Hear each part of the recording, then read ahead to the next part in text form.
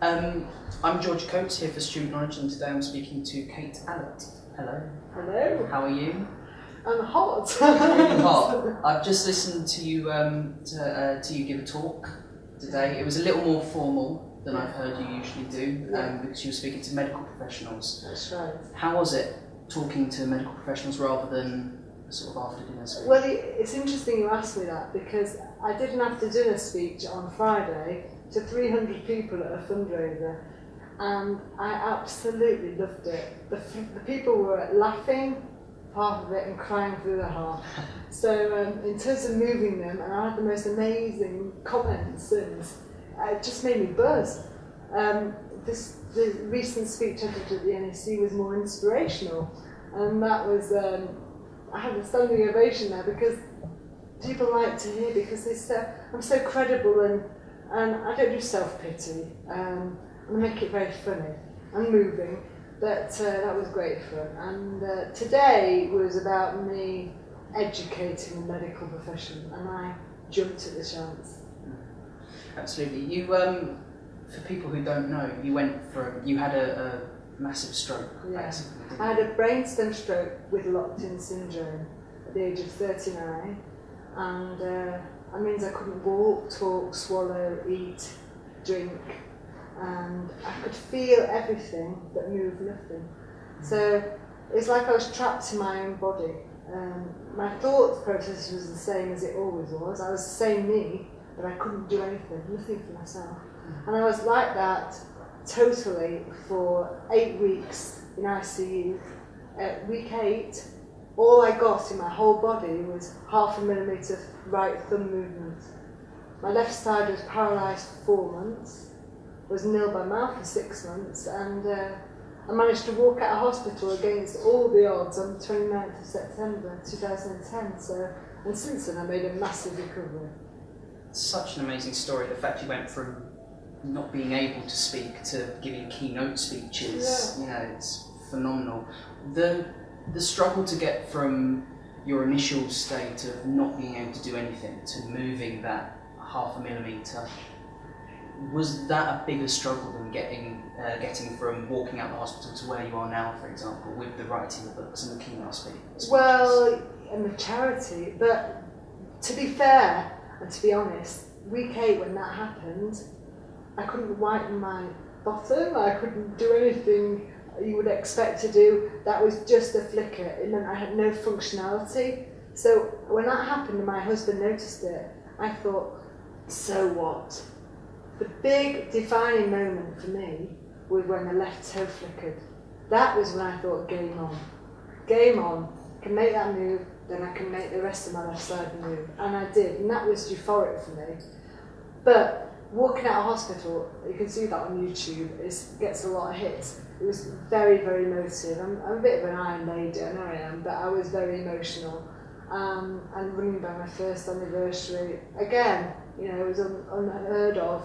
I know my advances, and what I now give back to people I do part speaking, paid speaking, and part charity, which I do for free, and I always will, because I want to give back and inspire in a way no one was there to inspire me. You spoke about your charity, Fighting Strokes. That's right. How did you set that up? What was the first step in that, and how far have you come from setting it up to where you are now? A lot of hard work. Basically, I lost my job as a result of my illness, and I was thinking of something to do in January 2011, and the idea came to me. It was a fight, it still is a fight for me, and it was quite clear straight away I was going to call my charity Fighting Strokes, because I felt I'd been fighting everybody for months, and I got where I had got, not because of, but despite of people, and I felt fighting was such an important quality. And in 2 years, 2.5 years it's been running now, I've helped hundreds of people around the world who email me on a daily basis telling me horrific stories about their relatives and them being written off. And all I try and do now is inspire people, to empower them to make the most progress they can make. All strokes are different, but also to do events like this where I can actually influence research and policy. Yeah. Talking about the official side of it for a second, the NHS getting as many cuts as they've got, do you think there is any way that the care system that's in place can be improved on while money's just being taken out of the system?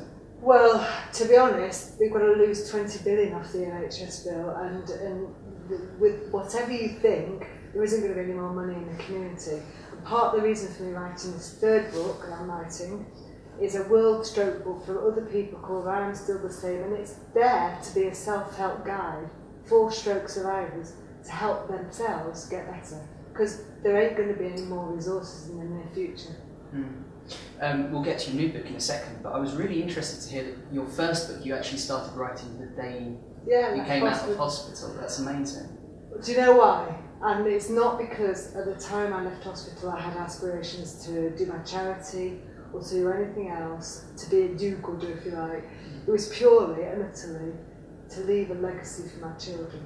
My children were 6, 9 and 10, and I thought when they got to my age at 40, they wouldn't have any memories of their mum. So until assuming I wasn't going to get run over by a bus, I was going to write this book as fast as I can so they had something tangible that they could have of me, and that was my motivation. Absolutely. You were speaking about motivation during the talk and how important that is for, even though every stroke is different and every stroke patient is different, the motivation has to be the same. There needs to be motivation. You know what? You could throw all sorts of support, research, therapy, best practice, guides, booklets at individuals, but if that individual does not want to make themselves better and hasn't got the motivation to either make that cup of tea or to get the kids from school or to go to an exercise group, you know, you're just wasting your money. You need to work out what the patient wants to do in terms of their own goals and then build from that. Otherwise you're just throwing money away. But you went through quite a dark period, didn't you? Very dark. Of not having any motivation. How did you get from that point to finding the motivation to do it? Very simply, we at 6 in rehab in Osborne 4, I had a review. I had to go in an electric wheelchair to that. Sorry, that wasn't even a manual wheelchair. And there was all my therapists, my family and me in the meeting. My consultant opened the meeting and said, "Thank you all for coming. I have nothing more to offer, nothing more to add." And then every single therapist around the room said the same thing. We haven't seen any changes. I thought I'd made a massive amount of progress, improvement, but they couldn't see it. And so then the conversation went to my nursing care home care. Now at that point, my trachea started blowing and I had to be wheeled out hysterical, and I spelt out to my best friend on the communication board, "Stand by me." And that was the point at which I thought, sod you all, I'm going to prove you wrong. And that was it. That was it. It's that sort of fighting spirit, I suppose, that won you the Extraordinary Woman of the Year? Yeah. Is that the full title? Yeah, it was, 2011. Look, it was a great award to get. I wouldn't do all this again to get the award or the books or the charity. It was far too horrendous for that. But that's what life dealt me, and I'm now trying to make the best of it. And what I'm trying to do now is to earn some pennies. Well, I'm sure you'll do just that with your continued success with your books and stuff. It's been an absolute pleasure talking to you, a real honour. So thank you ever so much. Thank you.